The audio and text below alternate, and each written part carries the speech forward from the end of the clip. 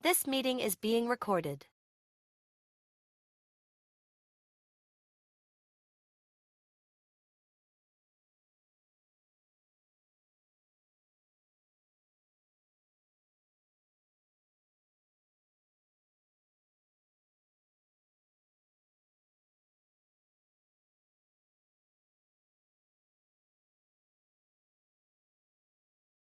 This meeting is being recorded.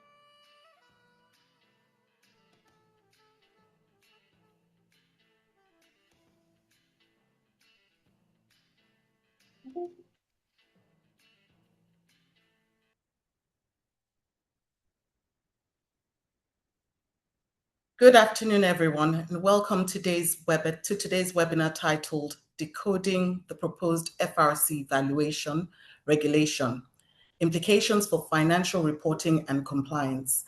My name is Dolakwa Adeosun. I'm a partner in the Deal Advisory Practice in KPMG, and it's a pleasure to have you all with us today. As many of you know, the Financial Reporting Council's proposed valuation regulation introduces a new level of structure, transparency, and accountability to valuation practices in Nigeria. These changes will shape how organizations assess their assets, prepare financial models, validate assumptions, demonstrate regulatory compliance. Our goal today is to break down the proposed regulation in clear, practical, and actionable ways so that organizations, analysts, valuation professionals, and finance leaders understand what is changing, why it matters, and how to prepare ahead of implementation. Our speakers today will walk you through the key provisions of the regulation, expected implications for valuation methodology, documentation and reporting, compliance requirements, and potential challenges, and the practical steps organizations should start thinking about. To help us unpack all of this, we have an excellent lineup of speakers. I'll start with Mr. Ugochukwu Nwora, who's the Head Directorate of Valuation Standards at the FRC, Elijah Oladumoye, a partner, audit, financial services, industry KPMG West Africa, and also a member of the working group FRC Valuation Group. Gbolahan Ashagbe, Associate Director and Head Valuation KPMG West Africa, and David Brown, Managing Director D Brown Consulting. Each speaker will provide technical insights, professional perspectives, and practical recommendations to guide organizations through this evolving regulatory landscape. We encourage you to engage actively, share your thoughts, ask questions, and participate in the discussions as we move along. Thank you once again for joining us today. I will now hand over to Mr. Ugochukwu Nwora to kick off today's session. Thank you.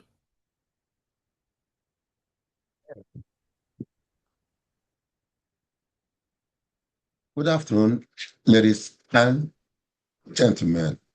It's a great pleasure to welcome you all to this insightful webinar titled Decoding the Proposed FRC Valuation, Implication for Financial Reporting and Compliance. So this conversation comes at a defining moment in our collective journey to enhance credibility, consistent confidence in Nigeria's financial reporting ecosystem. Proposed financial regulation, it represents a significant step forward by the Financial Reporting Council of Nigeria in ensuring that valuation practices across sectors are not only transparent, and reliable, but also aligned with global best practices. Valuation sits at the heart of financial decision, influencing investors' confidence and impacting the overall integrity of our financial system by providing clear guidance and a uniform regulatory framework. The FRC seek to promote accountability, reduce subjectivity, and strengthen compliance within the valuation and reporting process. At this time, I want to appreciate our able CEO, of FRC, Dr. Fabio Olowo.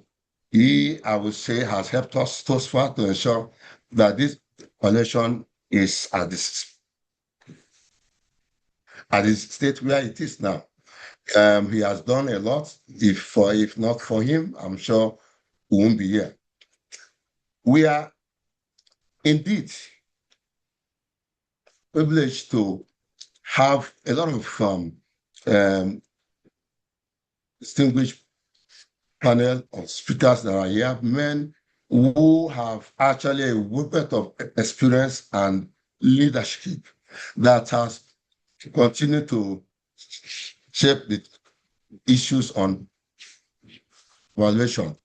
I'm sure that by the end of this webinar, you all will really appreciate the fact that you are here because they have a lot of experience and leadership that will actually help us to have a very deeper insight into the issue on valuation. This valuation regulation from FRC, I would say we had in understanding that by the end of this year it should be out, and hopefully we have a 1 year window before we start dealing on the issue of compliance and all that. So we allow for 1 year whenever it's out to ensure that entities understand what we are really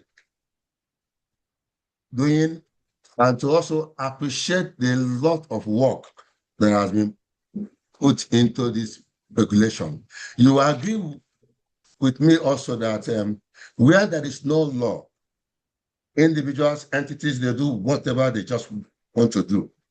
But the aim of this regulation is to help entities, professionals in the area of the valuation ecosystem to have a guide as to what is expected from them.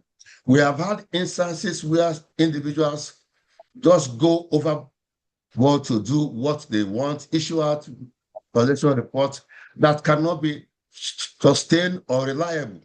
But we want to ensure that anyone, even if it's an outsider, an investor, once you understand there's a kind of regulation over here, there will be a sense of reliability to the industry. I mean, when you see any valuation report that is out from this jurisdiction, you will understand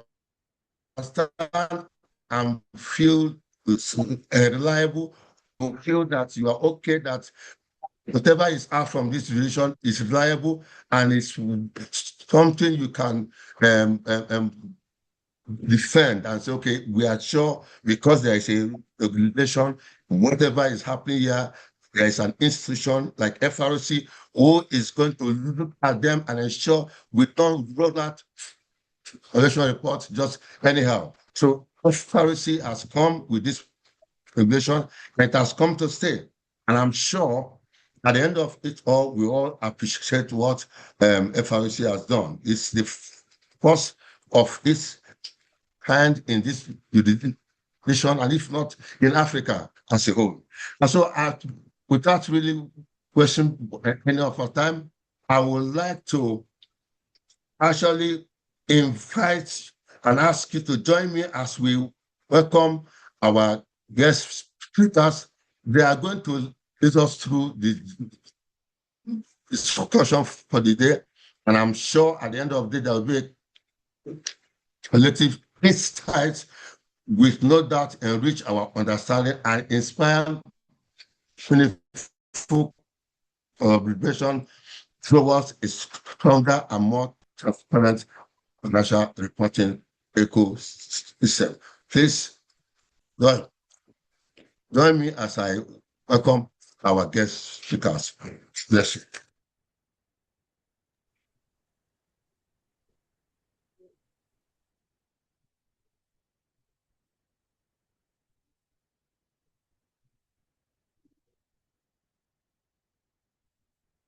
Good afternoon, everyone, once again, and thank you for joining this session on decoding the proposed FRC valuation regulation, implication for financial reporting and compliance. Under this broad theme, I'll be speaking on the topic understanding valuation regulations and aligning local valuation practices with IFRS. If you agree with me, valuation is more than a technical requirement. It is a trust mechanism for financial markets. It determines how assets and liabilities appear in financial statements. It influences investor confidence. It also helps regulatory compliance and strategic decisions. With the new FRC valuation regulation that is expected to be effective 1st January 2026, all things being equal, today's discussion will provide insight in helping to understand the requirements of this regulation and how they can be aligned with IFRS principles.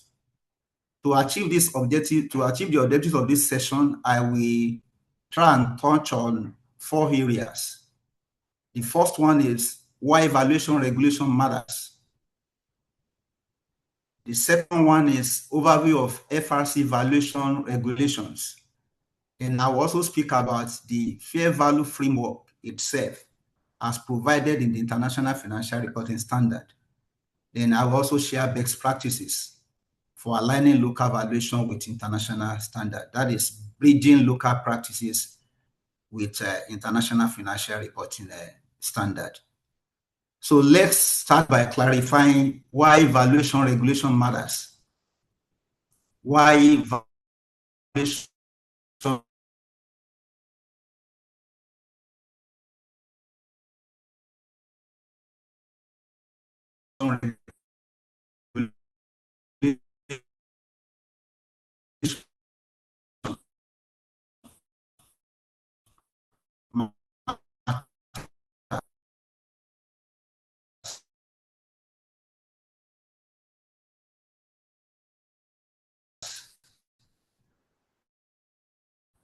if I may ask, if global investors demand transparency, as we all know, how do we meet that expectation without this nature is very, very important, and it is very timely, is being adopted globally as a possibility parents. And another reason why a regulation of this nature matters is also that misalignment between local practices and IFRS or poor valuation practices can lead to audit qualification, regulatory sanctions, and reputational damage. Based on experience, we've had several issues across markets, not only in Nigeria, where valuations were not properly done. And because of that, there were issues. Some of them even resulted into the winding up of those entities. And that is the reason why this is also very important in our market. And International Organization on Securities Commission, that is IOSCO. IOSCO is a body of security and exchange commissions. It also emphasizes high-quality valuation information to support reliable financial reporting. Financial statements also rely on accurate valuation for assets and liabilities to assist all stakeholders in making informed decisions. For instance, imagine an entity reporting its unquoted equity at historical cost, while FRS 9 requires fair value measurement for this asset. You will know that that will create a lot of inconsistency and also affect investors' decision and compliance. Now let's look at what the new FRC valuation regulation require. That takes us to the point 2, overview of FRC valuation regulation.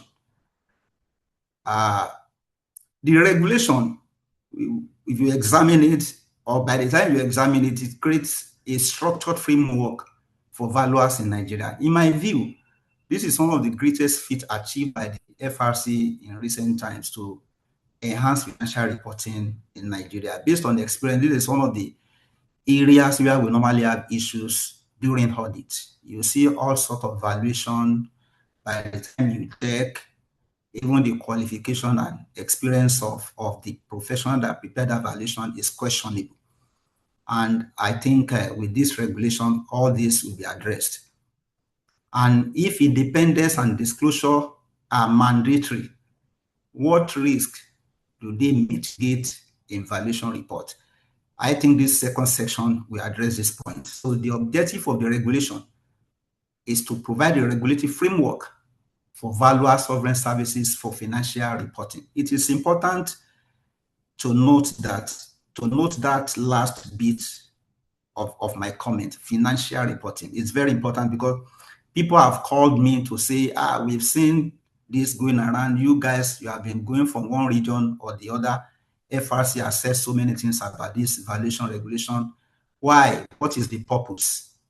Yeah, the purpose is to provide regulatory framework for valuers offering services for financial reporting. If you are not in financial reporting space, this regulation or regulations do not apply to you.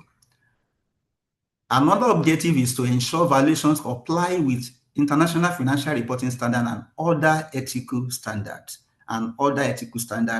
If a chartered accountant here, you know you have your ethical standards as prescribed by the Institute of Chartered Accountants of Nigeria. The same thing with the CFA and all other professional bodies, even including the estate surveyor. They have their ethical standards. So what they have said is that each professional body will be held accountable to its ethical standards. And when we check, those ethical standards also comply with IFRS ethical standards. Ethical standards are generally, uniform across board. So another reason is also objective rather is to promote transparency and quality in valuation reports. Transparency and quality in valuation reports is also to prescribe sanctions for non-compliance. As the Director for Valuation Standards said, a 1-year window will be provided after the regulation is released, and after that 1 year, then sanctions for non-compliance came. Now we look at the scope of the regulation. The regulation applies to fair valuation of assets and liabilities for financial reporting purposes, and it's also mandatory for all registered valuers engaged in financial reporting. All registered valuers engaged in financial reporting. If I may ask, what will happen if rotation rules for PIE? PIE is a public interest entities were ignored. Could that compromise objectivity? I think the answer is yes. And looking at the provision of the regulation touches on the rotation rules for public interest entity, that is PIEs. PIEs are expected to engage a professional valuer for not longer than 10 years. Then after the 10 years, the firm rotates out, another firm comes in. And if it is a joint appointment, like joint audit now, then the tenure is extended to 15 years. But the partners on those engagements must be rotated out after 5 years. That is partner rotation now. Yeah, as it applies to audit. Independent, it also touches on independence and conflict of interest rule. It also mandates mandatory registration with Financial Reporting Council. Before now, we have people engaging in valuation, but they are not registered with FRC. That will change going forward. Disclosure requirements in valuation reports. Yeah, in the report, there must be purposes for that, or the purpose of that valuation, the methods, the assumption, and compliance with IFRS. Up till now, when you pick up some valuation report, you struggle to understand the purpose. Some valuations are not meant for financial reporting purpose, but they are presented for financial reporting purpose. That will change. And it also touches on enforcement and sanction, as I have earlier mentioned. Now that you understand the local framework, let's connect it to International Financial Reporting Standard requirements. As we all know, IFRS 13 defines fair value as the price that will be received to sell an asset or pay to transfer a liability in an orderly transaction between market participants at the measurement date. So the core standard for fair valuation is IFRS 13, fair value measurement. And this standard provides the overarching framework for all fair value measurement and disclosures. According to the standard, some key factors to consider when determining the fair value of an asset or liability include whether it must be market-based measurement, not entity-specific. It talks about active market, that is a market in which transactions for the asset or liability take place with sufficient frequency and volume to provide pricing information on an ongoing basis. It also touches on exit price, the price that will be received to sell an asset or pay to transfer a liability. Then also touches on the use of principal or most advantageous market, highest and best use of non-financial assets. Then there are three major hierarchy according to the standard. We have level 1, 2, 3. Level 1 talks about the quoted prices in active markets, which is equivalent of a Nigerian stock exchange or any other active market. Recognized in the market. Then level 2, observable inputs other than level 1. Then level 3, unobservable input. This is common in Nigeria due to limited market data, and this requires robust documentation and disclosure by the standard because a lot of assumptions come in here. So you need to be able to document the rationale behind those assumptions. Then when we talk about fair valuation, it's not just restricted to IFRS 13 alone, as we all know, especially for those that are accountants here. It touches on other standards. For instance, IS 16 PPE, especially when you are considering a revaluation method. IS 40 investment property, when you are using the fair value model. And IS 41 biological assets at fair value less cost to sell. IFRS 3 business combination, where all identifiable assets acquired and liability assumed must be recognized at fair value. IS 36 impairment testing, which is recoverable amount, where recoverable amount is the higher of fair value less cost of goods and value in use. The next speaker will touch more on this because this is one of the areas where we also have mixed up, especially when it comes to implementation. Then IFRS 9, financial instruments, we have unquoted equities as the most common item under this classification. Then IFRS 5, non-current asset held for sale and discontinued operation. Then we have valuation approaches also, as stated in the standard. We have the market approach, which uses prices and multiples from comparable transactions. We have income approach, which converts future cash flows into present value. And we have cost approach, which is based on replacement costs adjusted for obsolescence. And there are also disclosure requirements depending on depending on the item that you are working on. Disclosure requirements in all the items I mentioned, they differ, but we need to ensure that we adhere to what the standards say. So how do we bridge local practice with these global standards? And that takes me to the fourth part, bridging local practices and international financial reporting standard. In Nigeria, there are challenges, especially when it comes to limited market data for certain asset classes. Then there are also challenges when it comes to determining the country risk premiums and local market adjustments. And that is where a lot of arguments come in, especially when you are reviewing valuation for financial reporting purposes, and also capacity gaps among valuers and auditors. Yeah, like I mentioned earlier on, many people that engage in valuation, they are not really trained. They lack the experience and even the qualification to carry out such. Then what are the solutions? The first solution is that we need to ensure that we apply IFRS 13 hierarchy rigorously. We need to prioritize observable inputs, because when you use market information, it gives you something that you can defend. It gives you something that is transparent, that everybody we have access to. And we need to also document assumptions and valuation techniques clearly. We use multiple approaches where appropriate and reconcile results.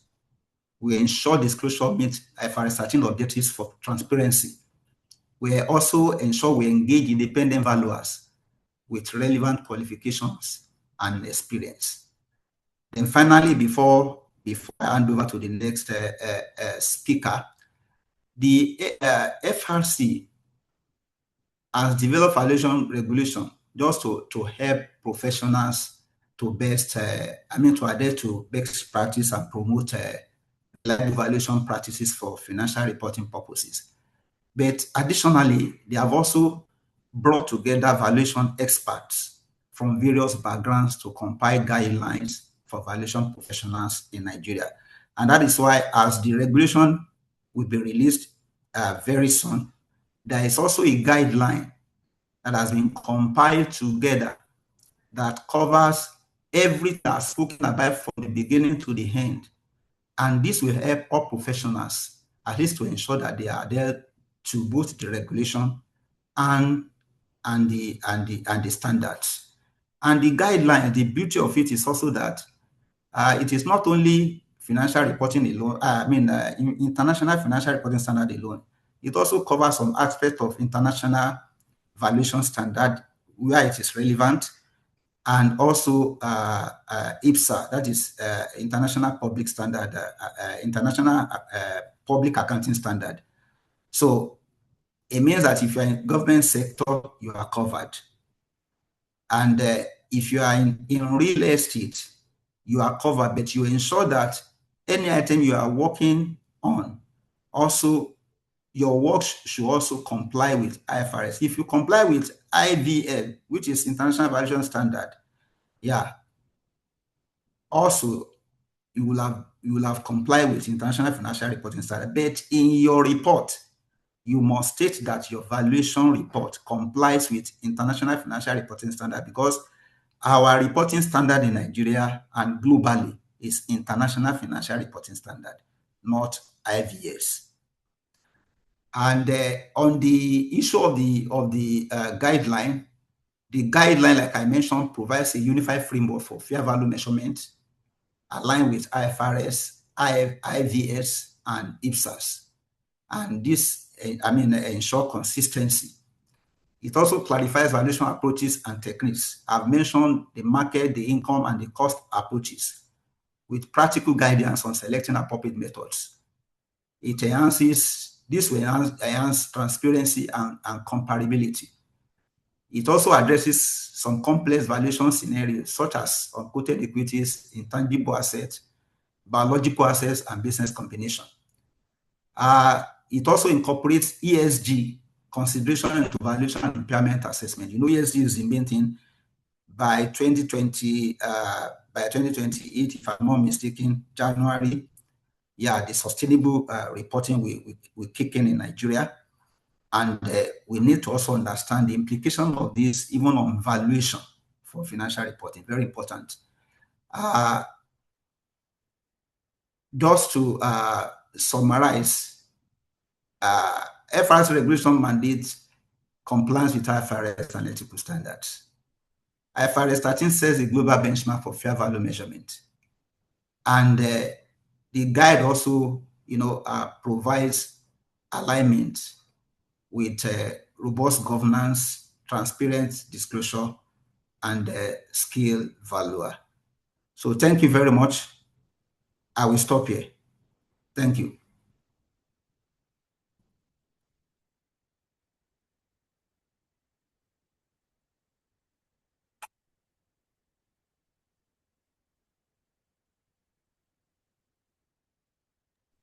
I am muted, Bolan, you're muted. Thank you.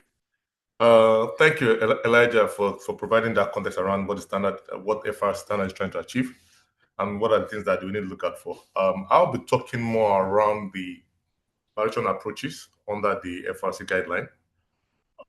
So I think I always like to start first when we try to let people understand value. What is value? Value means different things to people. Value is like the worth of an asset. And from your perspective, the value can be market value, can be strategic value, can be fair value, which is one that we're talking about now, and can also be liquidation value. So the process that you estimate that value or that worth is valuation itself. And so why do people carry out valuation? There are I put them in three different buckets. The first one is transaction, whereby someone is trying to do merger and acquisition, or to do an IPO, or to even do predictive investment appraisal. Those are transaction type valuations. The other bucket is compliance. This is where the FRC guideline is trying to help streamline, provide accuracy and improvement to how we report fair values in the books. So this is you ensuring compliance with legal and regulatory requirements, i.e. financial reporting or taxation. Even the new tax law as well now is throwing up a lot of things that we start forcing proper valuation as well to be done. And the last bucket is litigation. This you only get this. Nigeria is not a litigious country, so you don't see this, but this is very common in countries like US and the rest. So we are looking at fairness and solvency, injury, breach of contract and transaction disputes, shareholder disputes, divorce, family issues. Those are the three main buckets of valuation. So I think we'll now zero down to the compliance one. So like Elijah explained, there are three main ones. The other ones as well.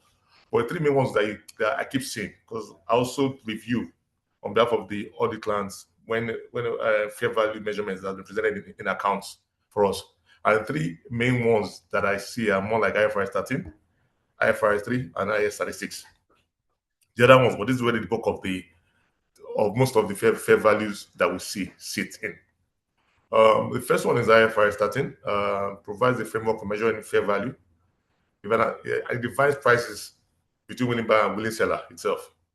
I let us already explain the fair value hierarchy, level 1, level 2, level 3.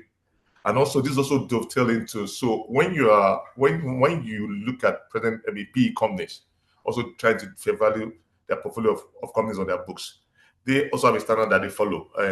It's called IPEV. And so if you look at that as well, there's that resemblance to this hierarchy they are saying. So the rule around the IPEV is that the golden rule is that if a deal happen in that company, someone bought that company, someone sold shares in that company, that same year, that should be your reference data point for the fair value, which you document as well on where that data source is coming from. But they're saying that also that provided there has not been any material macroeconomic changes within the period when the deal happened and when you are reporting, that is fine for you to use. But if there are macroeconomic changes, like in Nigeria now, so pre-2020, 2023, let's say February, you did a deal at Naira rate and FX rate, right? You are reporting in dollars. And by come December of that same year, you have to report. Exchange rate moved rapidly from like 460 to 1,500, 1,700. So in that case, you will need to do a fair value. You cannot rely on that transaction price as one. So it's just to show how a lot of these standards also kind of like flows or are similar to the way IFRS works. And so the other next one is the IFRS 3. So this one basically, I mean, where you get to see this is where there's a deal between strategic buyers. You won't see this if a PE company acquires or makes investment in a company. That just sits on your books as investment.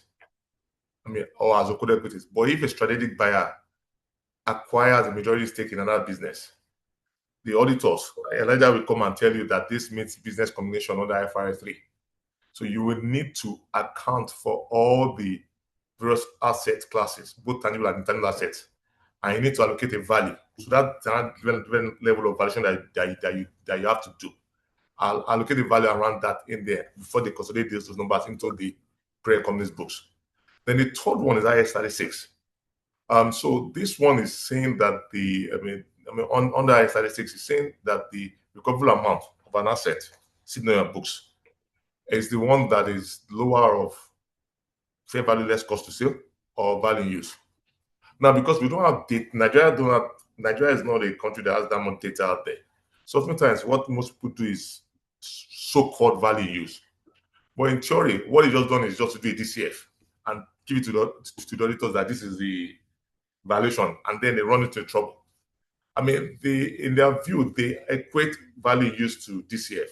Same principle, but there's just subtle nuances that you need to be aware of when you're doing value use under IAS 36.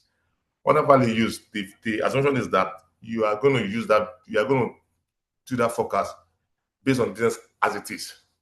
Now, what that means is that you are not allowed to bring in any expansionary capex. So, for instance, let's say you are doing a manufacturing business, and the capacity is, let's say, 10 tons. You have to model that your 10 tons into the foreseeable future. You cannot say, I'm bringing in capex that will now increase the capacity to 11, 12, 13, 14, and now use that one. So that standard saying, no, we are testing this thing based on that as it is.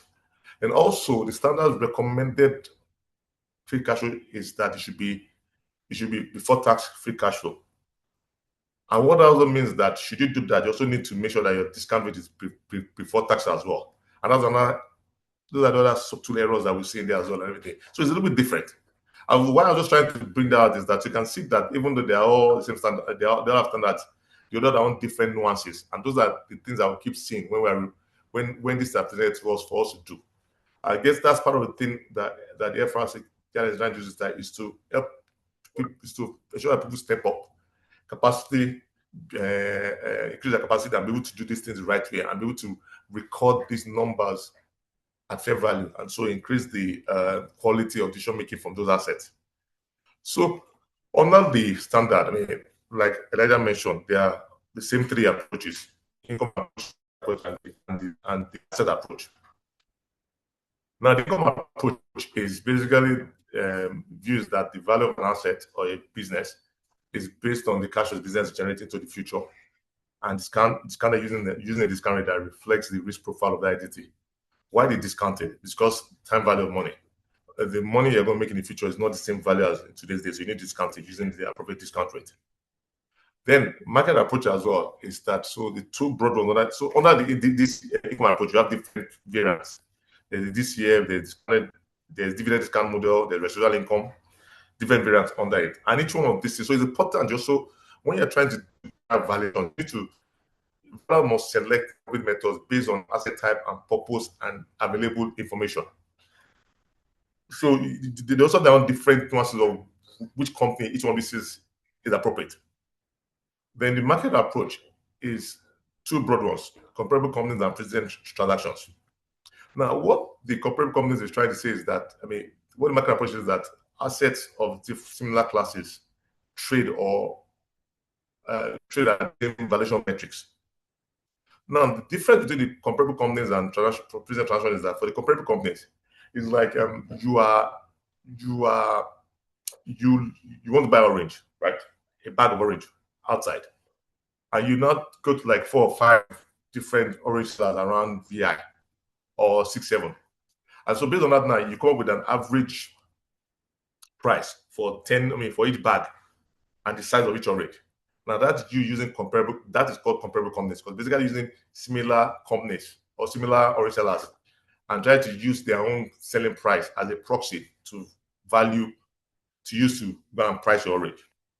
While the present transaction is that I'm aware that Elijah bought orange in VI, David bought in Lekki, and I know the price, and I've seen the number of what's in that basket of orange and everything, and I'm now using that as a proxy to do my own valuation itself. So that's the transaction. So what you see is that you have both comparable and transactions. Now, under this as well, there are different variants of multiples.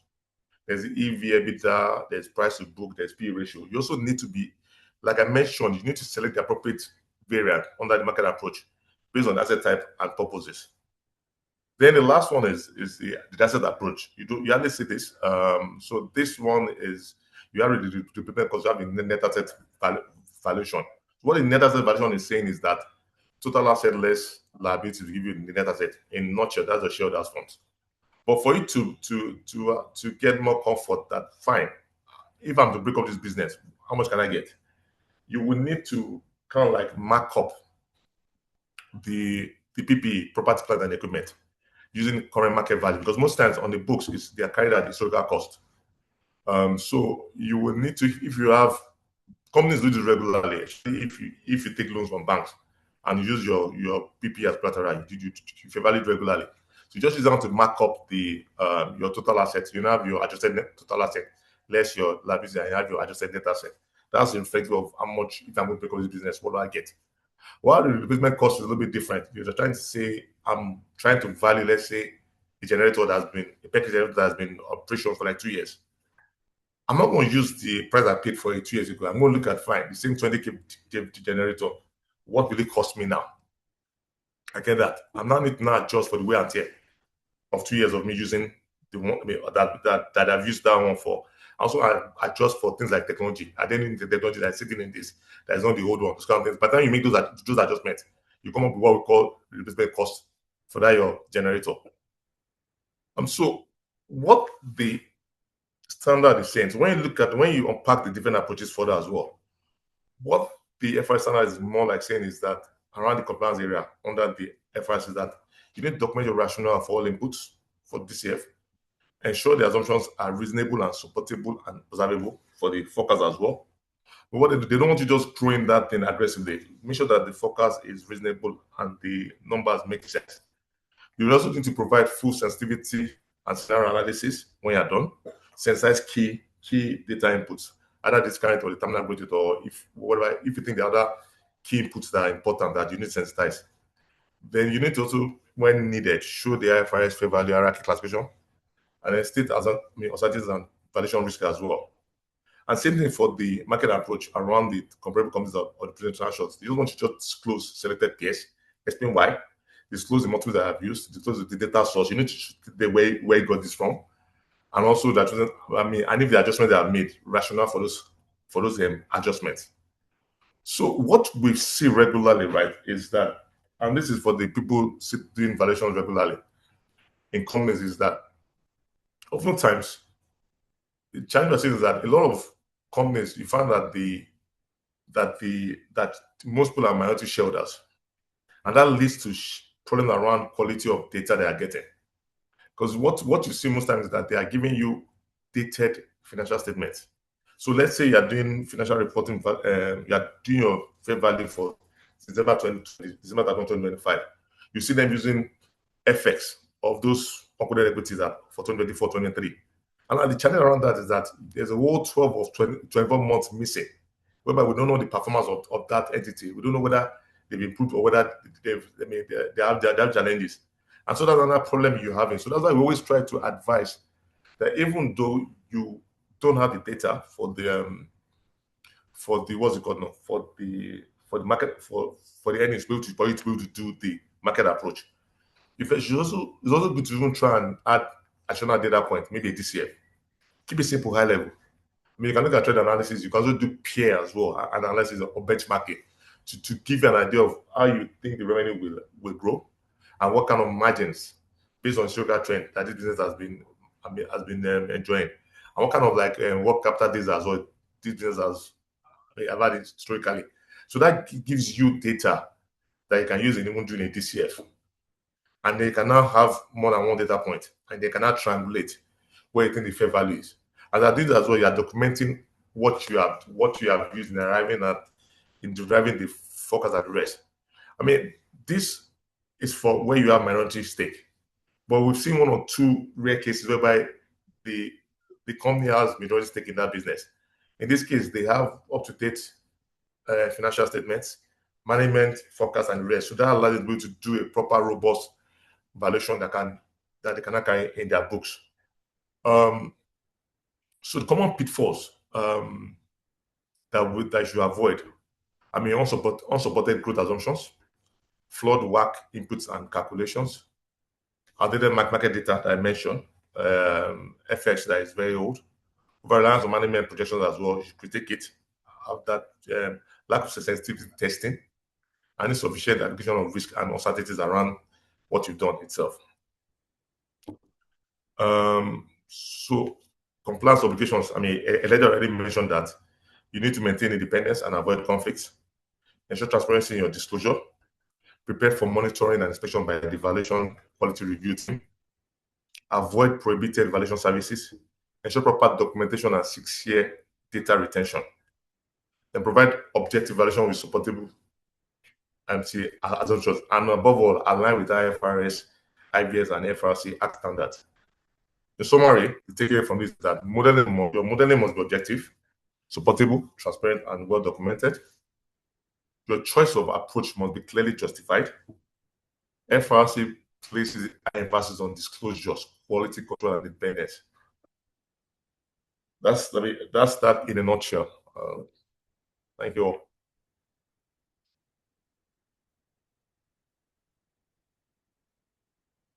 Thank you. Well, I think from this I will pass on to David to continue the webinar. All right. So thank you very much. Thanks a lot, Bola, and thanks, Elijah. Thanks, Ugochukwu, for all those insights. I think implementing the FRC valuation regulations is not just about ticking a compliance box, right? Please, it's very important. It's about upgrading the entire country's valuation ecosystem. And why do we need to do that? We need to deliver credible numbers, strong governance, and get us cheaper capital. So I'll be just touching on the benefits. What are those benefits to day-to-day benefits to our evaluation? You can see a poll up. Which of the following do you foresee as the biggest challenge in implementing the proposed regulation? And there was a previous poll up already on who we are in the audience. I know it was early on we said the poll, but about 37% of you are not, in quotes, valuation practitioners, or you've put that you're not valuation practitioners. But every time you go to the market, you buy stuff, right? Every time you buy anything. In fact, some of you you want to pay rent. You want to pay rent. Are you telling me your landlord says pay 20 million naira and you just pay? No, you argue. What are you arguing? You're arguing about value, you're arguing about price. Now, valuation, of course, is the difference between value and price. Valuation in itself is value you're looking for, trying to kind of understand value. But price is a different thing. So understanding the two is interesting. So you are a valuation practitioner in quotes, because you must value things every single day. So these regulations definitely affect you. These regulations will affect you directly or indirectly, right? So as Elijah mentioned one word, he said trust. I just picked one word, trust. So I'll pick one word from each. Trust was Elijah's word. Standardization was what Ugochukwu said. Standardization, also another key word that I'm going to kind of talk about under the benefits. And then again, Bola also mentioned still standardization, but what exactly is value? Trying to understand what is value itself. What does it mean? And he mentioned 3 buckets. He mentioned transactional, he mentioned compliance, and he mentioned litigation, right? And he also mentioned we're not too litigious in Nigeria. We don't really go to court that much. In America, they kind of go to court for nearly everything, right? So it's important we understand those in the context of what the FRC is trying to do with this regulation. So the FRC, just in summary, FRC has issued we'll issue the regulations soon, and that will hopefully take effect from 1st of January. Although, as Mr. Ugochukwu said, it's going to be light until we are 100% familiar with it, and then we're able to comply. So we're moving from people just opening a spreadsheet and putting a discount rate and saying that they have value to proper standardizations, right? So generally, what it covers is valuation for financial reporting. That's financial assets, liabilities, non-financial and intangible assets, and maybe other values, but mostly financial, non-financial assets.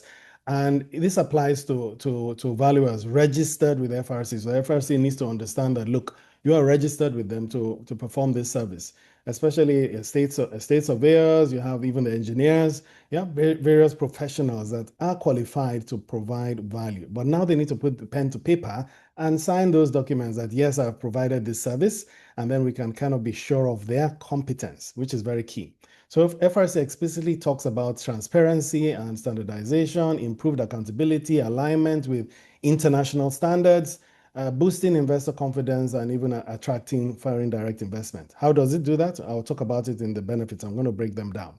So regulation is designed to support valuation requirements under all those IFRS standards: IFRS 13, fair valuation, IFRS 9, financial instruments, 40, 16, investment property, 36, impairments, all of those IFRSs. But more importantly, I think I'll mention the benefits and see how we can standardize how we actually do comply with these IFRS standards, and then how we then comply with the regulations. So this is a regulation.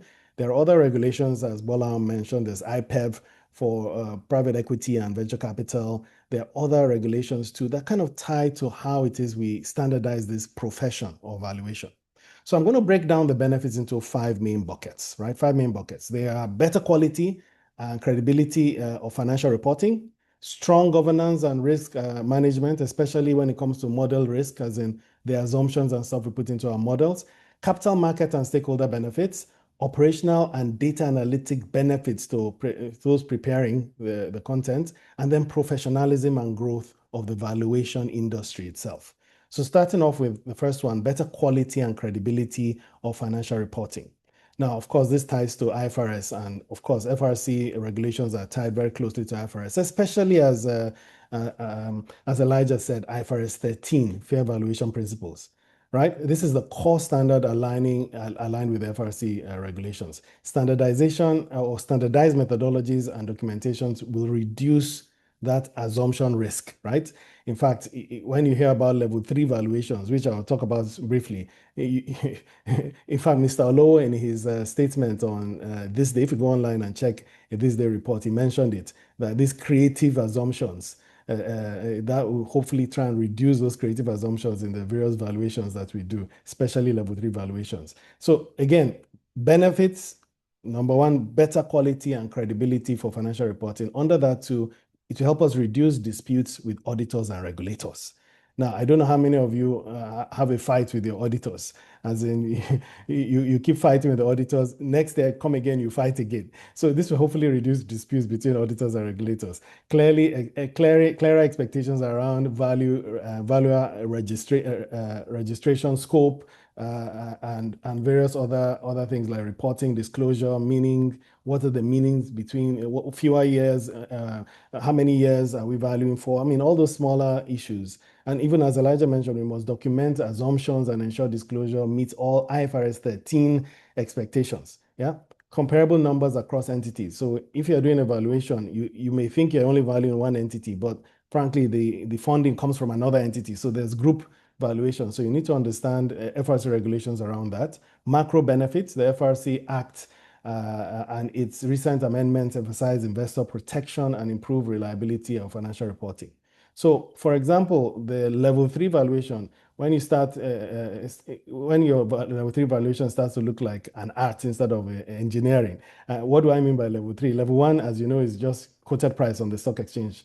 That you can call that level 1. Level 2 is when you're using observable inputs, right? Like quoted prices for similar assets or comparable valuation prices and stuff. And then level 3 are those unobservable inputs, meaning they are based on the company's own data. So you can't really observe it. Assumptions and models that are not as reliable, which means valuation to be a little bit more difficult. right? So that's number one. Which number two benefit is strong governance and risk management. And around that strong governance and risk management is model risk. So at the end of the day, we are modeling these things. We're putting assumptions in place and building out models. So FRC is being able to kind of guide that process or understand who are those ones doing the valuation. Are they registered? Are they sanctioned? Do they have an FRC number? In the report, in your financial reporting, there will be a valuation section which needs to be signed by whoever that valuer is, right? So the board needs to be involved in this. The board and audit committee oversight needs to come in, right? So the board will clear policies on appointing or rotating valuers, handling independence, conflict of interest, and reviewing all the key judgments around the valuation and all those FRS 9, FRS IAS 36, and all the rest, seeing how that ties in. Internal control also comes in under this over financial reporting, right? So in summary, for that key assumption, the key benefit of stronger governance and risk management from an internal control perspective, a regulated valuation framework is basically modeling risk management and ensuring that what you see in those balance sheets actually truly mean what the value of that entity, and you can make better decisions around it. Third benefit I mentioned is capital market and stakeholder benefits. So here you have a low perceived risk. So if you have your capital market, the whole capital market, all they do is risk management. They're understanding, okay, risk and return. How do we balance that risk and return metric?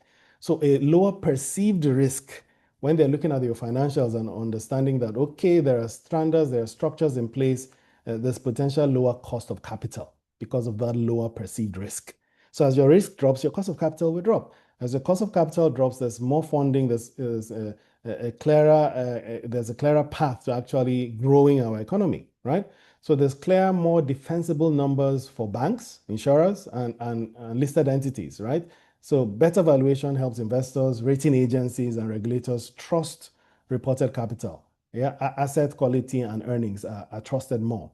And there are far more fewer valuation scandals, right? You will still have scandals, but definitely fewer valuation scandals is what you see as a result of this. So if investors believe your numbers, then they will demand a smaller risk premium, right? With a higher quality valuations are cheaper than having high cost of capital. So that's a key benefit.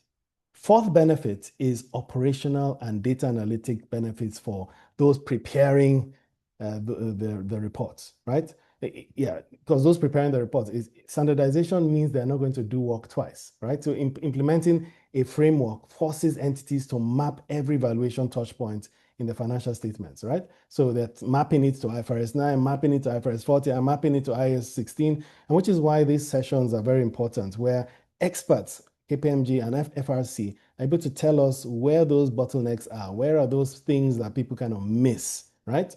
So that's important for data analytics, benefits for the preparers of those reports. Better data governance is also part of that, right? Valuers will rely on structured, auditable data, right? Market data feeds, you have market data feeds directly into your valuation. As those market numbers update, your value updates. Internal credit, portfolio management, consistent macroeconomic assumptions too, right? As they change, your value changes. So it standardizes things. There's obviously better audit efficiency when you have standardization, right? If evaluations are produced and documented under a clear framework, auditors can test once and reuse. So if the auditors test once and reuse, they've audited you last year, this year they're coming to audit you, it's the same framework, same everything, that reduces the audit. Well, I would say it reduces the audit fee. Let me not say that.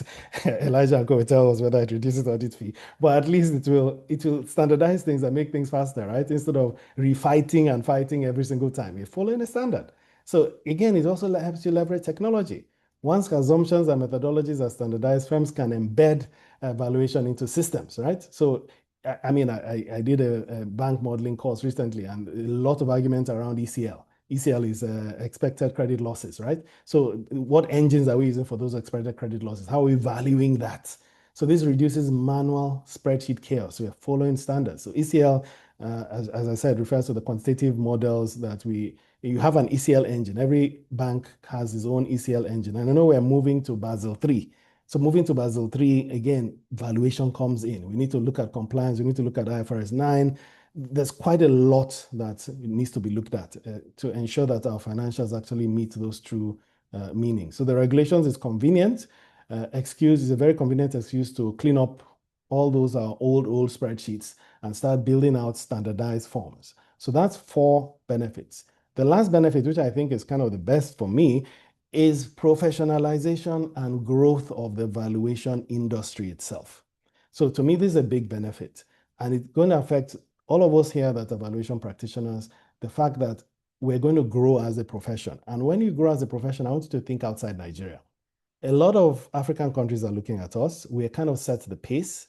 You will get work from, in quotes, abroad, right? I don't know. Let me type in the chat. How many of you want to earn more money? I mean, it's a standard question. Maybe some of you don't, but type in the chat. How many of you want to earn more money? I know definitely my hand is up, right? And I can tell you that this regulation is going to enable us significantly up our skill set. It's going to remove quacks from our industry, right? Because you need to sign, you need to have an FRC number. So if you now fake that FRC number, of course, it becomes an offense. You can go to court. So we will actually benefit in total as valuation practitioners, right? We're able to define entry requirements and career paths. FRC regulations will link valuer to relevant professional bodies, as we just mentioned, and global standards, IVS, all sorts of standards, which strengthen competence and ethical standards as well, because we're following those bodies. We'll be able to align with international best practices around the International Valuation Standards, IVS.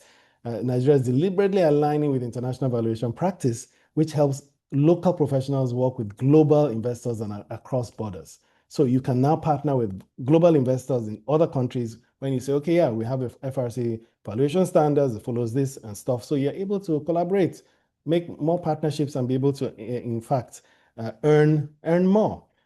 So new service opportunities, you'll be able to say, okay, I'm an accountant, right? But you have consultancy and advisory and have valuation services for those multiple small companies that actually can't afford those bigger accounting firms, right? That have more cost base. They have a higher fixed cost base. So you as an individual accountant can actually up your skill set and do a lot of this for a huge amount of those smaller companies that will not be able to afford the service otherwise, and then partner up and do assignments globally, internationally, other African countries, and earn a lot more.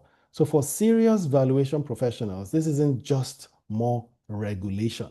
It kind of gives you an ability to create your own moat, right? It raises the bar and shuts the side door on unqualified competition, right? And I think that is a key thing, and that's one of the biggest benefits of this approach or this FRC regulation. So just to summarize, I mentioned 5 benefits, 5 core benefits: better quality and credibility of financial reporting, stronger governance and risk management, especially related to building models, model risk and stuff, capital market and stakeholder benefits, operational and data analytic benefits to those even preparing those reports and data, and analytics around valuation, and then professionalization and growth, which is what I expect of the valuation industry itself.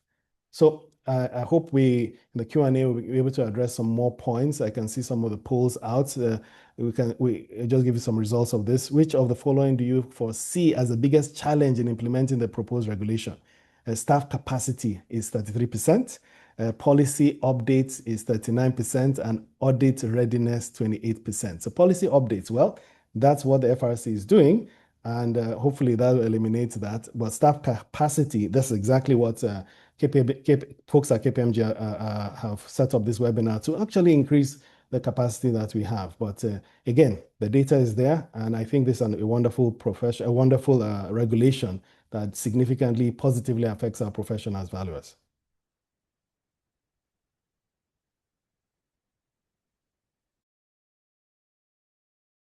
Sorry, is there any Q&A? Let's see. How can one become a member of FRC Valuation? Good, want to handle that?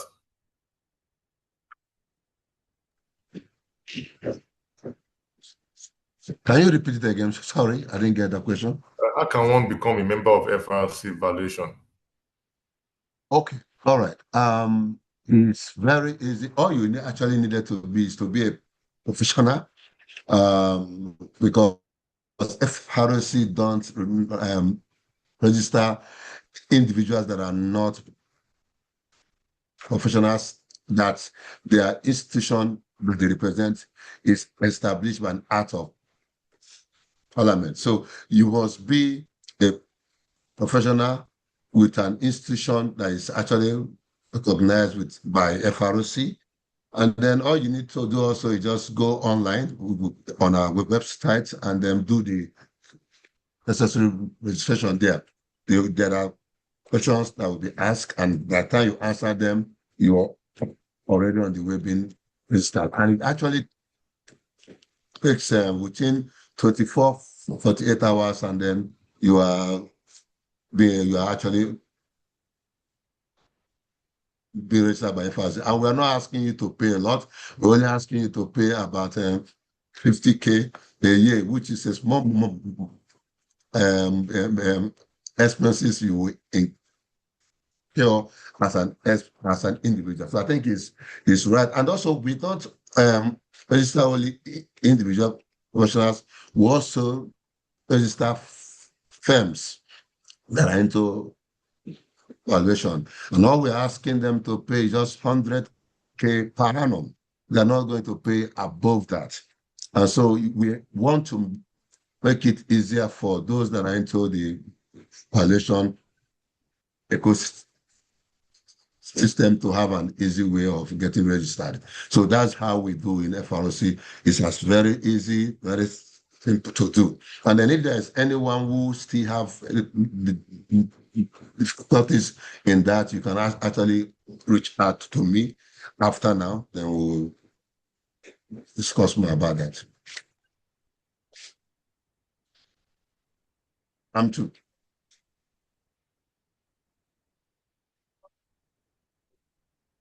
Okay, great. Well, we're looking at some questions. I think there's one addressed to KPMG. Does KPMG have a free data source e-learning space to relearn and upskill one's valuation skills? So we do release thought leadership frequently, at least one or two per year. I also think, so do we have not publicly available? I mean, the bulk of the trainings we do are more for internal capacity building for our own staff. But what we try to do is try and shape radically thought leadership around training topics that we see or training issues around affecting valuation itself. So we really don't have what you're asking for. Yeah. Hello, Bola, can I come in there? Okay. Yeah, if you work for an organization and you are maybe like 3, 4, or 5 in your organization, we organize training for organization. You can come in and train. Yeah. Come in and train you, and in the course of doing that, we provide you with relevant materials that will help you. Yeah. Thank you. Thank you, Elijah. Sorry, I missed that. Yeah. Thank you. So I'm trying to understand this next question. We offer largely valuation services. What specific bodies are relevant? Elijah, can you leave your video on, please?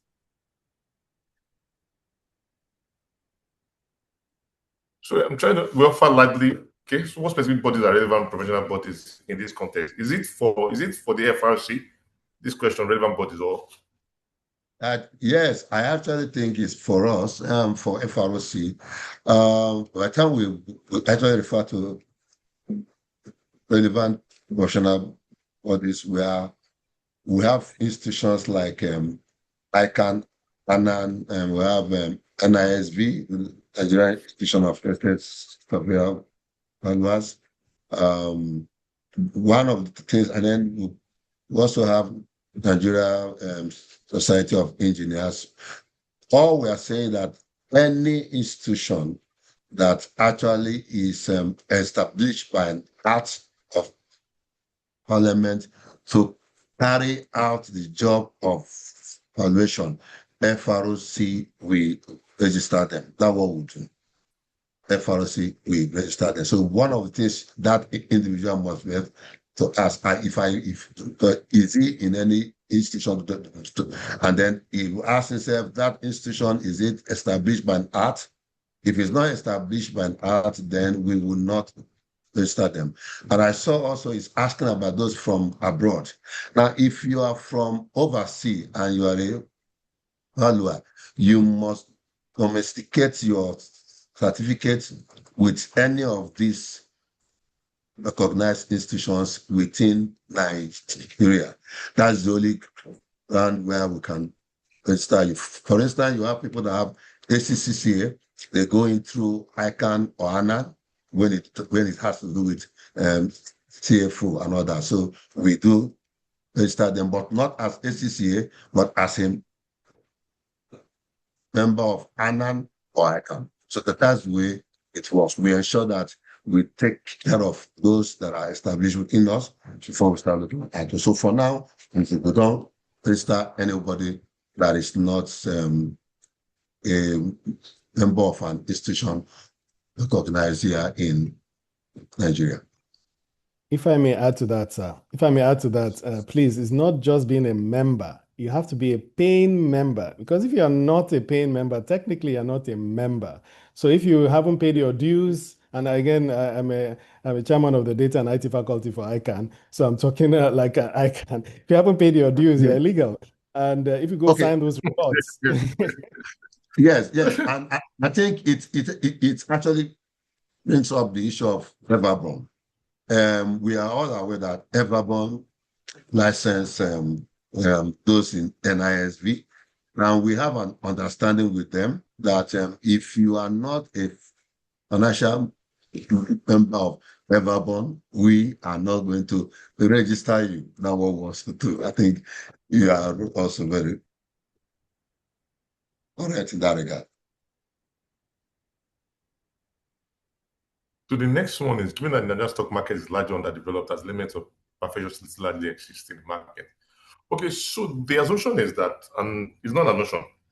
So if you look at the stock market, right, it's willing buyer, willing seller. So even if I have shares and I want a price, and the market is saying, I mean, you're not getting any buyer.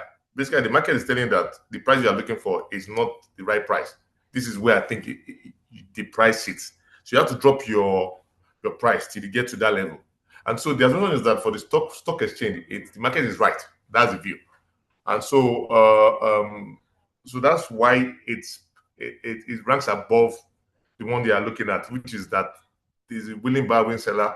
The share price that's seen on the stock exchange is between willing buyer, willing seller, and that's a good proxy to use as a fair value for those businesses.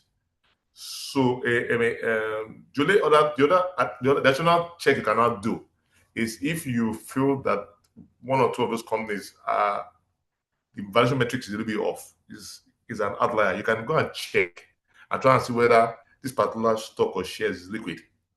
Is being bought or sold regularly.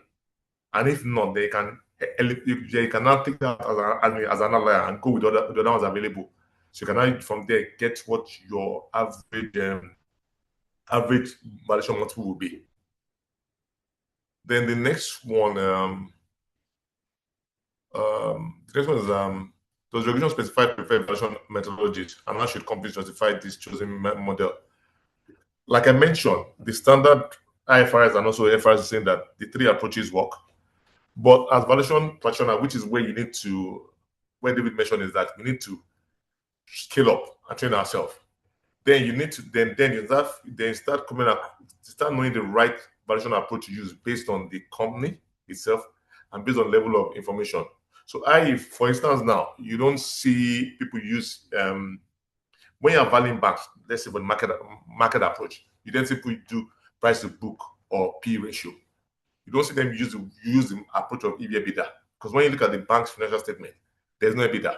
What is operating earnings? And so why people tend to use price to book is that the value drivers of a bank is the book value, net assets. So they look for a multiple to apply to that.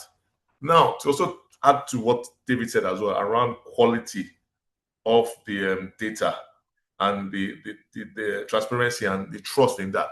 When you look at most banks in Nigeria, they are trading at a discount to their book value. It's only worse for insurance companies. Now, what that is saying is that the market is saying that we are not comfortable with what you have on your balance sheet or your books. And so we are applying a discount to your valuation.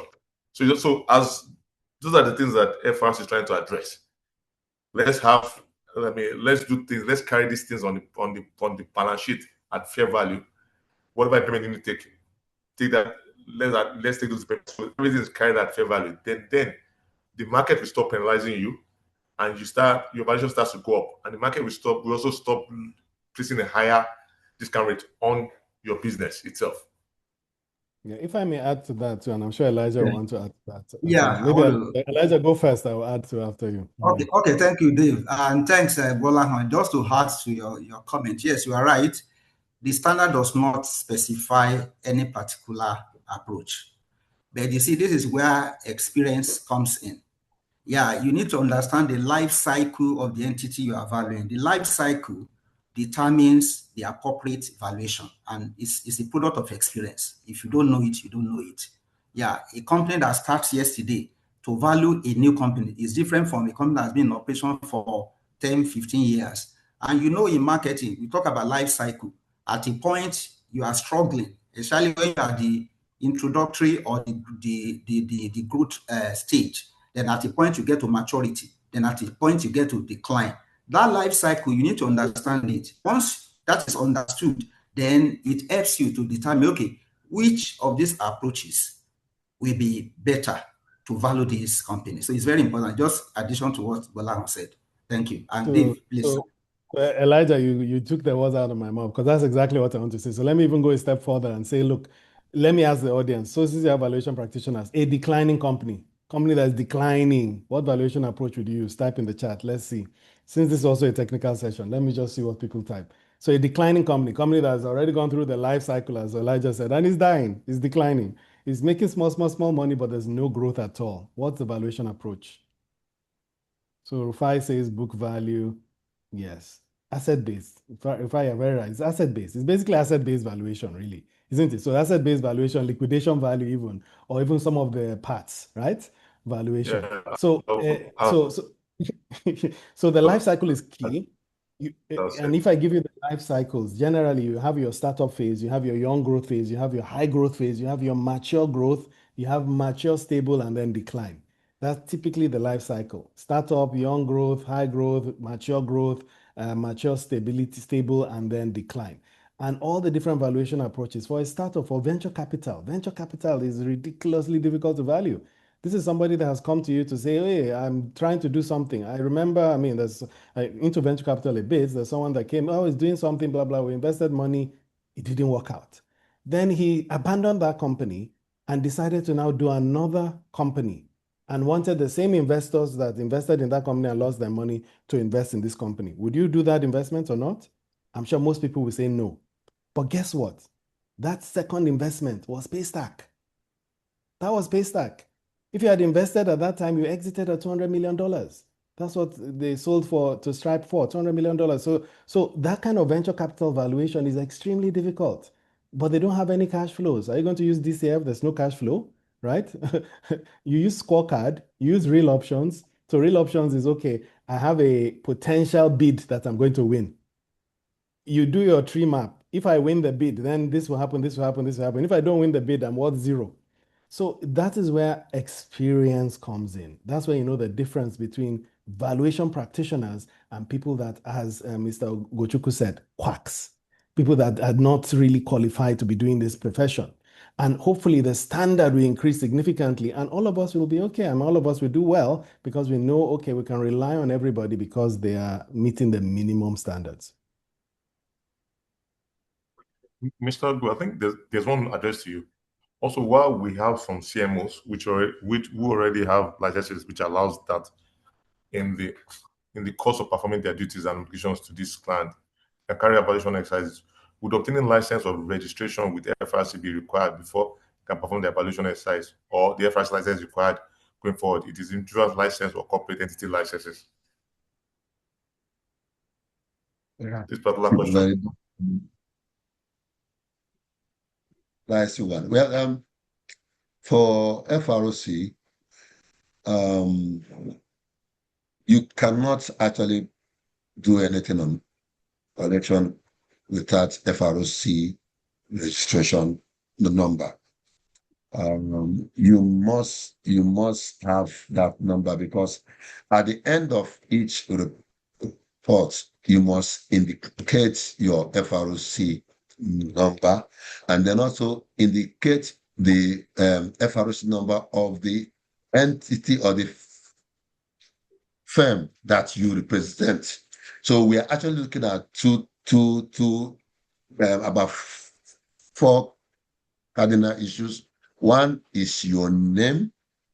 2 is your FRC number.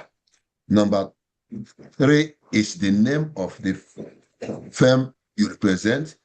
Number 4 is the FRC number of your own firm.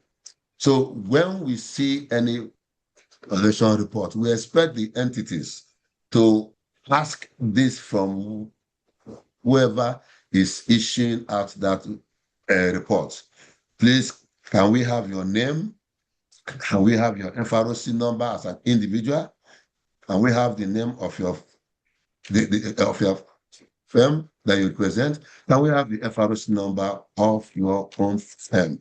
Those 4 things are what we expect each entity to ask whoever is carrying out the valuation report. If we don't have that, we assume that your valuation report is not handled by a professional. That's the way we need to look at it. Okay, I think there's another one. With the guidelines issued, will the guidelines be issued annually if it's focused on local staff? Is this expected to cover current issues affecting local environment? For example, IPEV will always incorporate guidance and release updates to cover current issues. For example, a recent being on ESG consideration and impact of AI currently being discussed for the next release. How much does this guideline align with IPEV?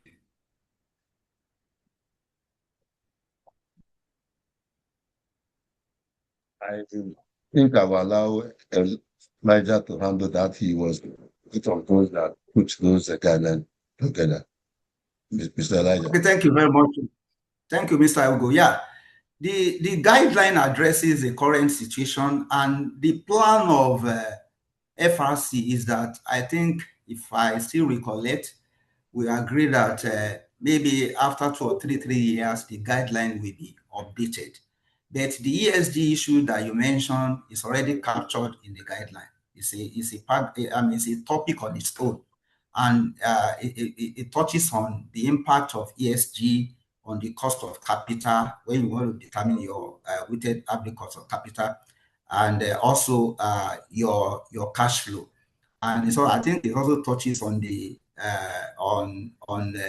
whether there's going to be the impact of impairment, or the impact of impairment when ESG sets in.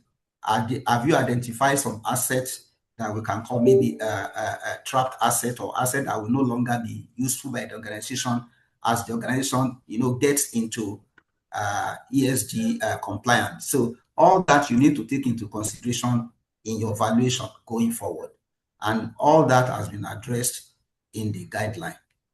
And like I mentioned, so the guideline will be updated from time to time to ensure that it addresses current issues. Thank you.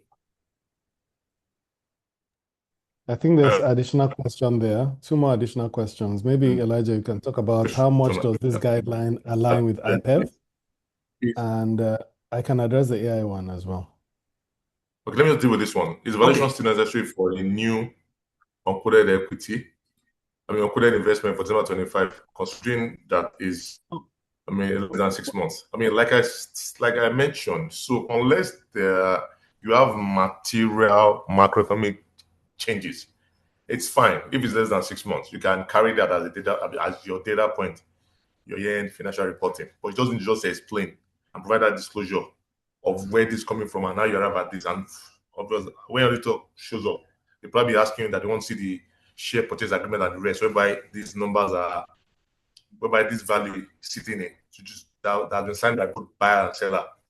Just provide further documentation, but you can carry that fair value in your books.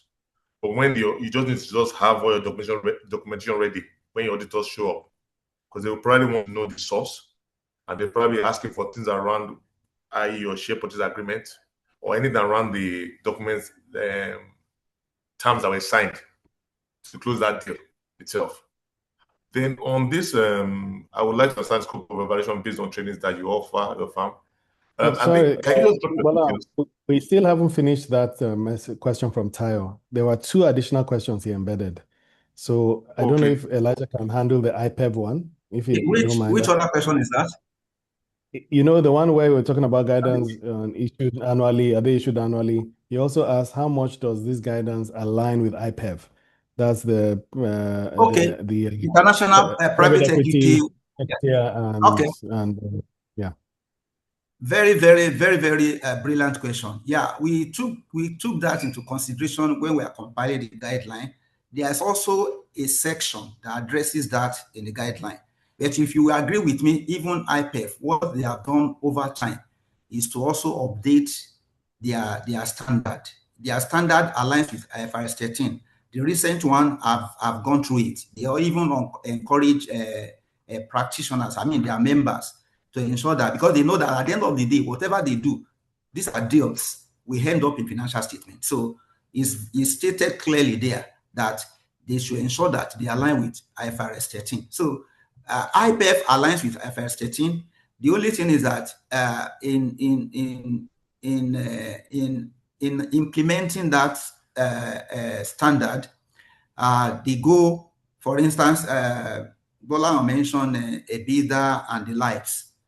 They don't use the common parameters used by some other corporates, but that aligns on, that falls under whether it is income approach or market approach or cost or asset approach. So I've gone through the IPEF, and we also covered it in the guideline. There's a section that talks about IPEF. Thank you. So did you cover AI in the guideline? I'm sure we didn't. So maybe I can talk. Did you cover artificial intelligence? Artificial intelligence in the guideline? No. You see, artificial intelligence is what will help you or simplify the way you carry out valuation. You understand? It does not make valuation a science, a pure science, because valuation is more of an art than a science. Because we need to, ensure that the thin line is drawn and very clearly to people. People have asked me, artificial intelligence is good, but you see, your experience now comes in, especially when you come to the technical aspect of valuation. Artificial intelligence cannot take that from you. The only thing is that it fastens the way you do your work. If I want to prepare model now, once I have the historical data, then I will supply the assumptions and ask maybe Copilot or ChatGPT to do the rest for me.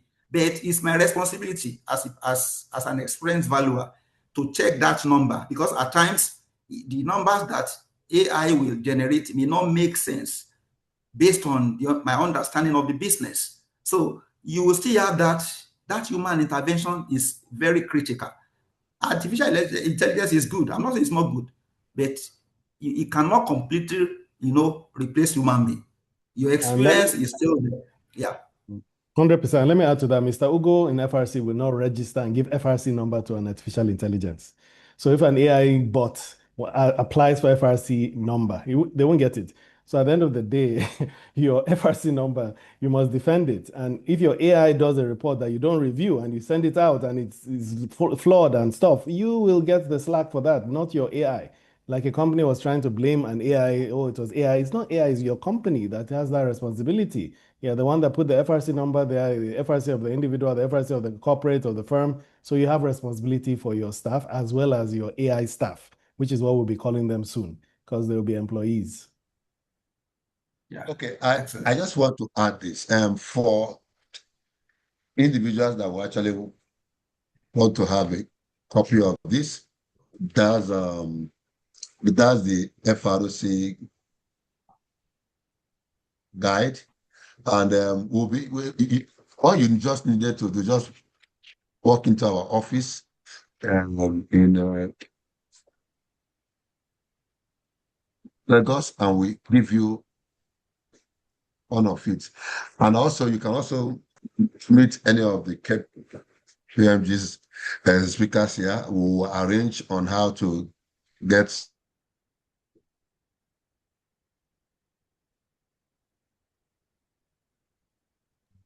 It seems Mr. Ogo is frozen. Yeah, the network is frozen. Okay. While we're waiting for him, to give out free to everybody. Okay. Thank you very much. I just felt that you Thank you, sir. Okay, so there's a question on valuing specialized real estate, such as fertilizer plant. Do you typically engage technical specialists like engineers support valuation? Valuation be been done by finance professionals alone. I would say so. When we do this kind of thing, we typically work with the consultant, because I can go and say that generator I'm looking at is Perkins, but I don't know whether it's almost dead. I don't know what the state is in. So I will always, even though we end up with the valuation, but there's significant input and support from technical guys. They will look at and tell you that, okay, this generator has this is the mileage, this amount of years are done. So or the technology in this one is different from the one you're using as a reference or as a benchmark. Then you start making those adjustments. And so that approach is what we call depreciated replacement cost approach. We start first with the price of a new generator and start making adjustments based on usage, based on difference in technology, and based on difference in economics. So we end up with the fair value that is called the approach called depreciated replacement cost. Like I said, I'm a finance person. I can't know the state of that generator. So oftentimes we work with the technical guys, and at times the client can say that fine, we have technical guys that can give you the support that you need. But you can't do this without the technical support around that. So there's one around trying to see it. So what is the possible sanction for any valuation report that is not compliant or was done by a valuer licensed by FRC? Well, it will be out of to not make. I see the core of this valuation regulation is not all about sanctions. We are not looking at that. And for us in FRC, all we want is let people do the right thing. The issue of sanction is after we must have repeatedly talked to you, do a review, warn you, and we discover you are still adamant, you just want to get things the wrong way, then that's when we can now apply sanction. So our aim is not just to go out and start looking for who to really sanction. That's why we actually have 1 year cooling in order to educate people and then advise them on what to do, what not to do. We won't be like those security personnel who hide, waiting for you to make any mistake, and then we are out there. No. Ours will be more of discussion, advice, more of advocacy, until we ensure that almost everybody is right. I remember the time we started IFRS issue. It was more of advocacy. We're happy now that if we go for a review now, we discover 85% of the financials that we now see are really looking very okay. So we'll be happy if everyone is doing the right thing. We'll really be happy. Okay. So there are more questions on the Q&A section. So I think the next one is, what is the plan of FRC for monitoring compliance, especially with non-PIE?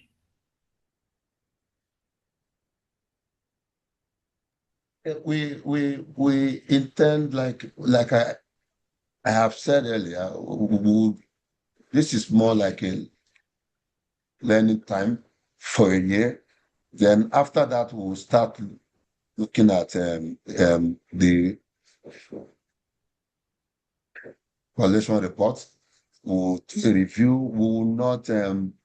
We'll actually pick them randomly, and then because we have a directorate that is involved in monitoring, And we all are in it, both those in the valuation and those in financial. So we work hand in hand. So for every financial that has valuation there, we will go and pick it up. And if we feel that those reports are not really looking good, we have the mandate to ask for the main report to see if it actually followed the global best standard. And then if we discover there is something that is wrong, we may invite the individual that did the report. And then after much, because we will have levels of reviews. We have the enforcement, then we have the technical committee. So at the end of the day, there is always a room for appeal. If you feel that the enforcement committee were too hard to you, it will refer to the technical committee that actually involves those in the FRC board, which has NISV, other institutions in them, so we'll be able to take a decision on that. For us in FRC, it will be done systematically and in order. We will not just begin to look for those to actually deal with. No, ours is more on a systematic way of doing a review.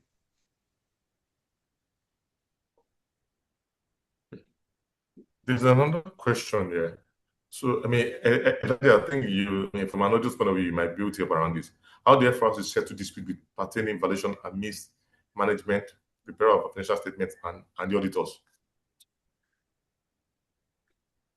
What again, sir? Please, I didn't get that question. How do FRC settle disputes pertaining valuation amidst between management, preparer of financial statements, and the auditors? Okay, yeah. We have this consulting that we do in FRC where there are issues between the auditor and their clients. We expect the entity to bring such issues to us in FRC, and then we'll be able to deliberate on it and intervene. We have actually seen a lot of entities that did that with their auditors. They just felt maybe their auditors have been too hard on them, and they just felt, look, we need an institution to intervene since there have been an impasse. So FRC, we always be very happy to intervene and deal with those issues. Okay, thank you.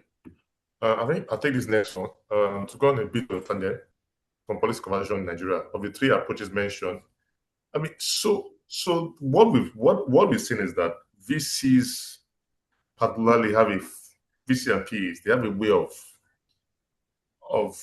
doing their own kind of valuation itself. And so when you see that VCs basically are sector focused and PE focused, and so they are looking at companies and looking at that whole value chain and trying to see where the gaps are, and trying to see whether you are providing that solution to address that gap and how long that advantage will last. So based on that, even though you are not profitable, they believe so strongly that you will eventually be profitable. And based on that, they apply some kind of like metrics or multiple against maybe how many times they're using how many transactions that has gone through your system for fintech, or how many times those kind of how many of those how many users you have and how active they are using the AI itself. But when you come to a traditional big four, we always value business based on cash flows. Because our own view at the end of the day is that the value is based on, value of the business is based on the value they're creating. And I like to see either that you're profitable or you're earning cash flows. I'm not saying the VCs are wrong. So oftentimes, most times, some they get right, some they don't get right. But the bit about VCs is that the ones that they get right, he helps them take care of any loss that they're picking up from the other ones that they don't get right. But a traditional Big Four or valuation professional will not go that route. Rather, they will use the traditional approaches, which is the income approach or the market approach. And that's what we expect you to give to us if you have investments in an AI and value that are given to us. If no transaction has happened, that means you need to do the three. If no transaction happen, whereby we can use level 1, then you have to do the level 3 for us. And then we start having those kind of questions back and forth. Can I add to that a bit too? Okay. As far as I'm concerned, right, every valuation has cash flow. It has cash flow in it, right? To get to the cash flow, it may be difficult, but if you tell me that your company is worth $200 million, okay, fine and good. What is the implied cash flow that you must have going forward that will be discounted to today to give you 200 million? All these VCs, all these AI companies that are out there, I can assure you, most of them are going to burn. They're just going to burn. I can assure you that, guaranteed. But then those that may not burn, the OpenAIs, the even Gemini, the ChatGPT, what they're telling you, or even is an implied cash flow forecast for the next 10, 20 years, right? And if you take the weighted cost of capital, weighted average cost of capital, and discount it to today to that crazy valuation, it means, oh, you must make XYZ revenue for us to basically get a return on investment. So you're almost doing a reverse engineering of the valuation and saying, so you're telling me that you're going to start making $200 million revenue every year, starting in year 7 for the next 10 years after that. That is what your valuation is telling us today. And then you can now sit down and see whether that makes sense or not. You're going to now own, what is the market going to grow at for you to now own 40% of that market in that year 7 to year 20, right? So give me your valuation, is fine. At the end of the day, we agree on the weighted average cost of capital, right? And then I say, okay, by this implied, it's implying that this is what your cash flows are going to be going forward. Can you prove that to me? Let us see the pathway to that cash flow. And I can tell you they will adjust the valuation after that. No, but like I've seen reports and I've seen VCs and co. I do research and everything. I've seen, especially when the fintech in Nigeria was happening and everything, is that they will sit down and basically look at the value chain and they feel that fine along that value chain of payment solution. What you're offering is slightly different, and they feel that you can run that competitive advantage for some time. They know that you are not profitable now, so they come up with creative way to do their valuation, which, as David mentioned, if you are talking to a Big Four, you run it into trouble. If from a Big Four's point of view, you are still at the concept stage, or you're not market even get to accept your products. And telling me by year 2, year 3, you're already going to capture like 5-10% of the market and everything. The Big Four will push back and say, dude, I'm having issues with this your forecast. Rather, you're here to launch. You go and your valuation from my own point of view is your top value plus the premium that you and investor will negotiate. So those are the kind of challenges we have, and I've seen that as well in when I'm reviewing fair values of corporate equities in accounts that we're auditing. And I said, okay, this one I put forward makes no sense to me. The guy arguing that this is what VCs do and everything. I hear you, but historically you are burning cash. You are burning cash non-stop. So as far as concerned, I'm not seeing you turning this around. So we keep butting it, but it's where we are. So I'll start a question, and that's the way I will address it. I think this probably be for Elijah. Will existing valuation reports be grandfathered, or must all companies conduct fresh valuations upon approval of the regulation? What does that mean? Boss? I didn't get that, Bola. Will existing reports be grandfathered, or must all companies conduct fresh valuation upon approval of the regulation? Okay, well, based on financial reporting standard, yeah, your valuation must be as at. For instance, if you are counting year end is 31st December, you understand? December, your valuation must be carried out as at that date. For instance, if you want to do half year and your valuation must be met, somebody asked the question that if a valuation report came out maybe 6 months ago and nothing significant has changed in the entity or in the business, yeah, you can use that valuation report to do, for instance, 31st December year end, or maybe if you are talking about half year, the valuation maybe happen around February or March. If nothing significant has changed, you can still use it for your half year. But the moment it's becoming more than 6 months, you need to sit down and review the business. What has changed? If things have changed, you need to carry out another valuation. Valuation is as at your reporting date. That is the rule based on financial reporting. Thank you. Okay, so if I may also add, this one is offering help. How can we get involved to support FRC? I consider myself an expert and believe I can add value to the team. Let him contact me and we will discuss.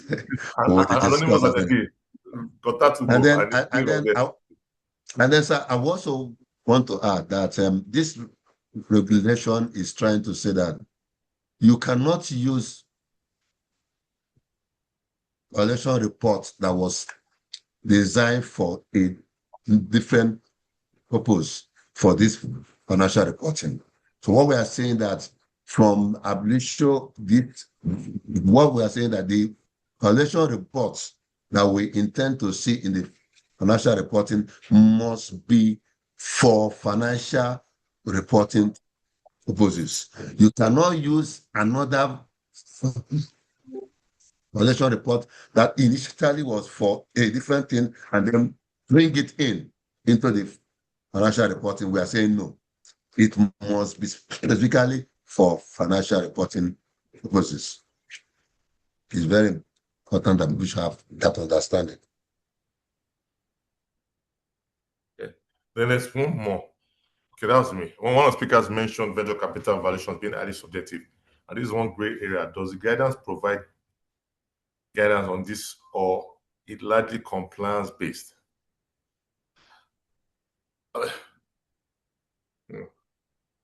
I mean, so this thing goes back to what we keep saying, is that the guidance FRC follows IFRS, right? And even all the IPV and co, if you look at it, they all mirror IFRS itself. So the problem you run into when you are bringing those venture capitalist type valuation is that questions start being asked. The kind of questions that David asked earlier on. A historical trend, what has been like? You've been burning cash. If I even injected new equity, you've burnt it, you're not back to negative shareholders' funds. So what's going to change differently that you're not going to suddenly take off that we have not seen at the time we are reporting? But I'm not saying next year it won't happen, no. But at the time we are reporting, you are burning cash. And when you also start looking at the way audit works, the starting point from all this point of view is that, are there payment triggers? Clearly, yes, because you have been burning cash, losses over the years. So now the question now is that, so what is now with the quantum of that impairment? And that's why they always go back to the traditional way of doing valuation. And that's why you go back to traditional way of valuation, and that's why you end up with the fact that the auditor will most likely write down that investment. It will reject the venture capitalist way of valuing businesses. Venture capitalism might turn out good 2-3 years time, but at the time that is reporting, that December 31st, 2025, it's going to look at historical trend and it's going to use that as a benchmark of what your future will look like. And if every year there's just losses that be growing every year, it's going to ask that question. I think I need to play safe. I'm not going to carry an asset that is as good as, if we are doing net asset approach, it's negative, it's zero. So let me just write it down to zero. So that's the approach you're going to take. Oh, okay. Thank you, Bolam. Yeah, just to add to that, because private equity investment is a very sensitive investment and very technical. So I have worked with them before, and I've been a CFO for an investing company where private equity investor, put some money. In valuing an entity like that, it may not, though losses, yes, issues. When you are making losses, it puts the auditors at a bet. The only thing is that making losses doesn't mean that there's no value in the company. Especially, and that's why you will see that most of them, they go the route of EBITDA multiples. You can be negative in terms of profitability, but that company can be a cash cow. I've seen companies, because of accounting provisions, they are not profitable because of depreciation and some other non-cash items. You know, when you want to go the route of EBITDA, you need to write back all those things. You understand? So at the end of the day, you could see a company that is making losses on paper and is generating huge cash. So because, you know, valuation is cash flow. I've seen companies with negative profitability and they are still carrying huge value. So, but one needs information to get to that point. And that's why the few I've worked with, they are very granular in providing information. And with that, you'll be able to walk back to the EBITDA multiples. So I just said I should bring in that because I've had, you know, a lot of, I've had instances where, I mean, they engage me and I told them, okay, before this we fly, this is your EBITDA that you are using. You must provide detailed information that I will also run with and be comfortable with what you have, I mean, arrive at. I just say I should chip in that. Thank you. I mean, So even those this are time, thanks, I mean, those are still the traditional version approaches Yeah. that people follow. I mean, if EBITDA is EBITDA, EBITDA is EBITDA, and EBITDA is from a point of view is the closest to cash flow from operations. So if it's positive, that means you're creating value. The only challenge you have is more around accounting policies, which is depreciation or your capital structure. So oftentimes that's fine. The one I was referring to is that the business is burning cash, even at the EBITDA level is negative. Every year, at the end of it, with loss position, so which has voted their shareholders fund. So even you can even do the EBITDA approach, and net asset is now below zero. Those are the ones that I was referring to. And I mean, a big thank you to everyone. if I want to add, We've gone past our own timeline. We thought we were just going to do yeah, one out of hours, but clearly it's Sorry, Bola, it's like David want to say so something. So I just want to say, look, like everybody, what I see most of the questions are trying to make valuation a science. Valuation is not a science, right? Valuation is a craft. And let me give you an example. WhatsApp that we all use, right? You remember the valuation? They bought WhatsApp for $21.8 billion. That's what Facebook paid for WhatsApp. One important thing in valuation is the right buyer. Facebook can pay that $21.8 billion for WhatsApp, right? NVIDIA will not pay that for WhatsApp. They're not going to extract enough value out of WhatsApp as much as Facebook will extract value from WhatsApp. So it can be burning cash and burning cash and burning cash, but the value, the number of subscribers, WhatsApp is more than 1 billion subscribers. How much did they buy Instagram for? What you can do is there's price per user. There's a price per subscription, price per user metric that they use, and you can use that as a comparable. So you have to be creative in your comparable company. It's not comparable company now, it's more comparable price per user. So just for you to know, WhatsApp's price per user was $49 per user. That's how much they paid. They had 450 million users at the time. They paid $49 per user. For Instagram, the same Facebook paid $33 per user. Instagram was bought at, I think, $1 billion. They had about only 30 million users then. So they paid 33. Instagram now is checking Instagram because they sold to the right buyer, right? So your VC company will be telling you, oh, we're going to sell to. Do you believe that they're going to sell? They haven't sold yet, but they say we're so primed to sell to X. And when they buy us, the value will be high. So all those arguments, you can have them. And that's the fun of valuation, right? So become a professional, register with FRC, understand the regulation, defend your valuation with facts and data. And I think that's the whole idea around what FRC is doing, which I say big congratulations to Dr. Rabi Olowa and his team at FRC for making us be more standardized, right? And professionalizing this profession that we all like very well. So thanks a lot. I'm really glad to be here. Thanks a lot, KPMG, for inviting me, and FRC as well. Thank you. Yeah. Want to say a big thank you for everyone. Very engaging. Thank you for the participants. I also love the fact that we like all your questions. It helped us enrich the whole conversation and the discussion. Just to summarize the whole thing, I mean, Mr. Ogo basically explained to us what FRC is trying to achieve, and that's just in the long run, and everything we discussed from the FRC, from Mr. Ogo to Elijah to me to David, sort of around the end goal, which is to improve financial reporting in all. and that's to improve, from a transparency point of view, from an accountability point of view, to good governance and risk management, to allow you to detect impairment early, so you can make that decision to whether to offload or to write down your accounts and prepare your shareholders early before the end, so there's no nasty surprise for them. Standardization and audit efficiency, which Elijah wants. He doesn't want to be arguing with you 4 or 5 times over your fair value. He wants something that whatever you bring to him is something that after the first review, you're all shaking hands and moving on to the other flashpoints for the audit, and also a capital market and stakeholder perspective as well. And we just want to say a big thank you. This has been enriching, and hopefully you will join our next whatever webinar we'll put forward next. And also a big thank you to all the speakers, from Mr. to Elijah to David and to Tolapo as well. Well done, and thanks everyone. So also ask, sorry, someone asked that we did get the we also want to say a big thank you to people on LinkedIn as well that joined. Clients and market, they said, can they get the recording? Would that be made available? Yes. Okay, that's fine. Thank you, everyone. Okay. Thank you. We'll appreciate this. Thank you. Bye, everyone. Thank you. Yeah, bye. Bye.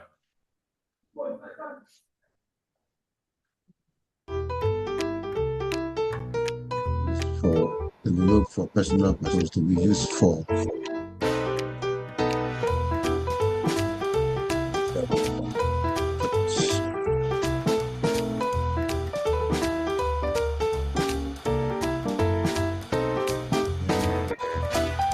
not